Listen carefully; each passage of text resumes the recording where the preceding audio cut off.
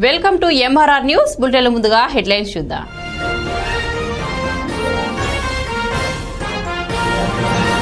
నమస్కారం. నా పేరు షరీఫ్, దాచేపల్లి నగర పంచాయతీ ఇండిపెండెంట్ కౌన్సిలర్ని.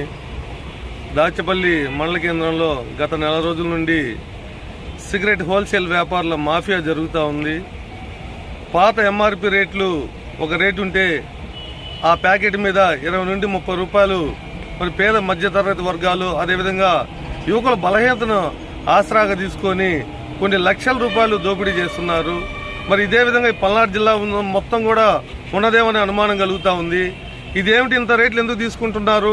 పాత ఎంఆర్పి రేట్లు ఒకటైతే మీరు ఎందుకు అదనంగా తీసుకుంటున్నారని మేము మరి ఈ రిటైల్ వర్తకులను అడిగితే మాకు వాళ్ళు రేట్లు పెంచేస్తున్నారు హోల్సేల్ వ్యాపారులు, అందుకని చెప్పి మేము అమ్ముతా ఉన్నామని చెప్పి చెప్తా ఉన్నారు.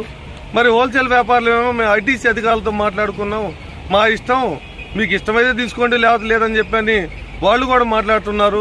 దీని మీద పర్యవేక్షణ ఎవరిది? ఈ దోపిడీని అరికట్టే వాళ్ళు ఎవరు? మరి విజిలెన్స్ అధికారులు ఏం చేస్తున్నారు? ఐటీసీ ఇండియన్ టుబాకో అధికారులు ఏం చేస్తున్నారు? పల్నాడు జిల్లా కలెక్టర్ వారికి దాచేపల్లి ప్రజల తరఫున విజ్ఞప్తి చేస్తున్నాం. దయచేసి రోజుకి ఇన్ని లక్షల రూపాయలు దోపిడీ జరుగుతూ ఉంటే పేద మధ్యతరగతి వాళ్ళ దగ్గర నుంచి ఇలా ఎన్ని రకాలుగా దోపిడీకి గురవ్వాలి ఈ పేద మధ్యతరగతి వర్గాలు?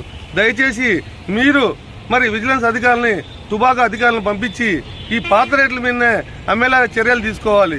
ఎందుకంటే ఏప్రిల్ మే నెలల్లో కేంద్ర ప్రభుత్వం బడ్జెట్ సమావేశాల్లో అన్ని వస్తువుల మీద రేట్లు పెంచుతూ ఉంటుంది, అదేవిధంగా సిగరెట్ల మీద కూడా పెంచుతూ ఉంటుంది. కానీ వీళ్ళు ఆ బడ్జెట్ సమావేశాలు జరగకముందే, కొత్త ఎంఆర్పీ రేట్లు రాకముందే వీళ్ళే ముందుగానే మరి సరుకంతా బ్లాక్ చేసుకొని ఈ విధంగా దోపిడీకి పాల్పడుతున్నారు. దయచేసి వీటిని అరికట్టాలని చెప్పని ప్రజలందరూ కోరుతున్నారు.